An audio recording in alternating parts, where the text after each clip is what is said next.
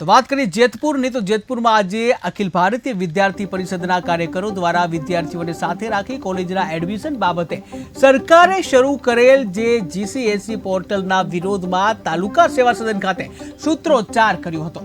ત્યારબાદ આ પોર્ટલમાં ખામીઓ જણાવી, જેમાં જે તે શહેરના વિદ્યાર્થીઓને તેમની શહેરની કોલેજમાં એડમિશન લેવું હોય તો તેને એડમિશન જ નથી।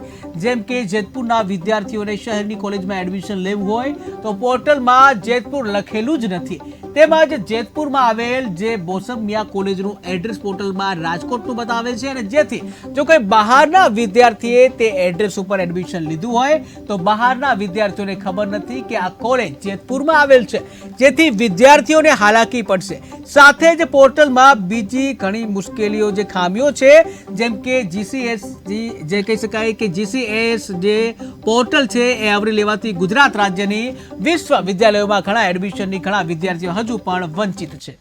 આપ સૌને ધ્યાનમાં છે કે જીકેએસ પોર્ટલ જે સરકારશ્રીનો એક મહત્વપૂર્ણ નિર્ણય કહેવાય કે જેથી કરીને એક કાગળની જે પ્રક્રિયા છે એ નાબૂદ કરવામાં આવે, ખૂબ સારો નિર્ણય છે। પરંતુ એની અંદર આપણે જોવામાં આવે છે કે ભ્રષ્ટ બ્યુરોક્રેસીના પોતાના બદ ઇરાદાના કારણે કે હજી સુધી જે એડમિશન પ્રક્રિયાઓ જે આપણે દર્શાવે 7 મુદ્દાઓ કે એવા 7 મુદ્દાઓ કે વિદ્યાર્થીને વરસ બગડે એના માટે વિદ્યાર્થી પરિષદ માંગ ઉઠાવે છે કે આગામી સમયની અંદર વિદ્યાર્થીઓને કોઈ પણ હાલાકી ન પડે એના માટે વિદ્યાર્થી પરિષદ માંગ ઉઠાવે છે।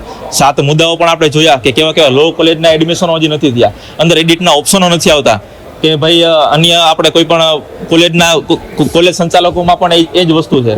ભાઈ આપણે તમે જોયું કે જીસીએસ પોર્ટલને લઈને આપણે ઘણા આંદોલનો કરવામાં આવે છે આજે ગુજરાત પ્રદેશ દ્વારા। તો આપણે અલગ અલગ 7 મુદ્દાઓ જેમ દર્શનભાઈ કીધું એમ અલગ અલગ 7 મુદ્દાઓ આપણે સરકારશ્રીને રજૂઆત કરવામાં આવેલા છે।